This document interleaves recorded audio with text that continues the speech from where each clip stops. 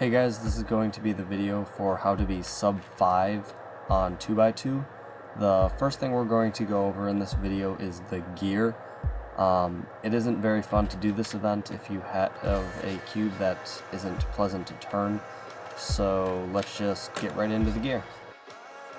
This is the Wittu 2x2, which came out in 2011, and this is the Dion Zanchi 2x2, which came out just this year. As you can see, the Wittu 2x2 is very loud, crispy, and fast. It also corner cuts very well. Its reverse corner cutting is also very good.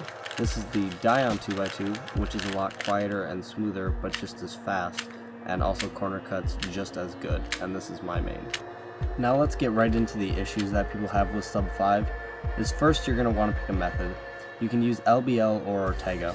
In this average right here, I'm using Ortega, and as you can see, the issue that I am having is I am turning fast, but I have almost no look ahead, and my solves are really choppy.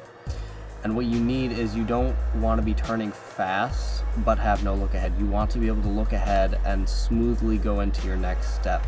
If you can't do that, your solves are going to be very choppy and slow, as you can see with this. Now going into the next solves, you can see that on the right is the choppy one, and on the left I am doing my solves much smoother, which results in faster times.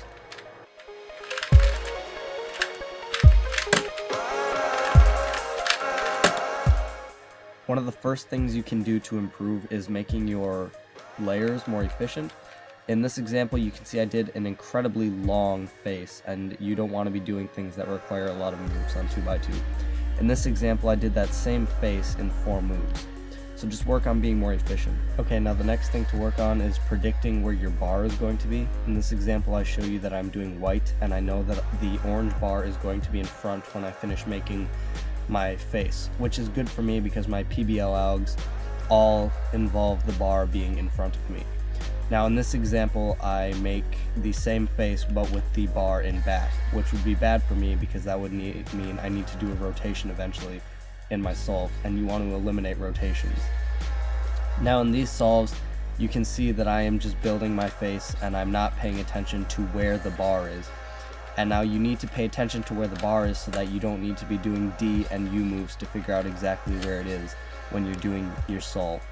So predicting where your bar is going to be is very useful. It saves you a lot of moves and it helps a lot with recognition.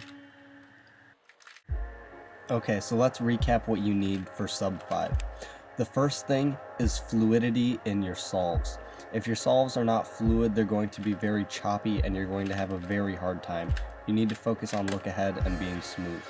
The second thing is efficiency. It should never take you more than 4 or 5 moves to make your face. Most of the time it can be done in 3 or 4. You do not want to be doing things that require a lot of moves on 2x2. The last thing, and probably the most important, is predicting where your bottom bar is going to be. This helps a ton for your PBL stage. You don't need to be doing D moves to figure out where your bar is going to be. You just know where it's going to be, which means you only have to do U moves to figure out if you have a bar on top or not.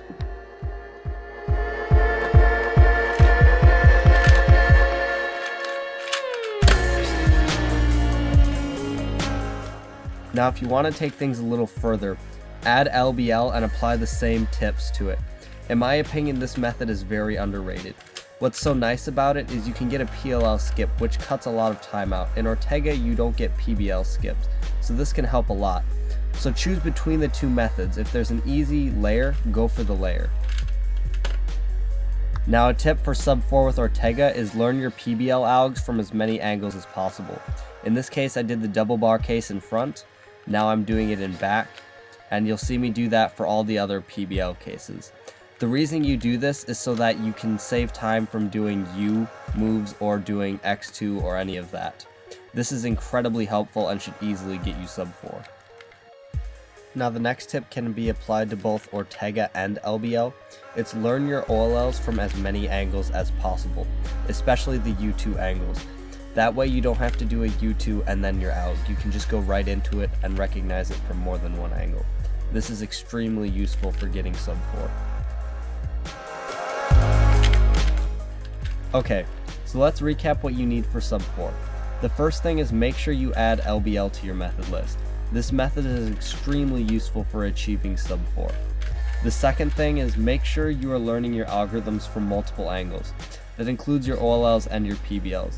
It is very useful for PBL and also OLL. And then after that, it's really just practice and developing your TPS and just becoming more fluid with your look ahead. I hope you guys enjoyed this video, and I hope it helps you achieve sub 5 and sub 4. I'll see you guys later.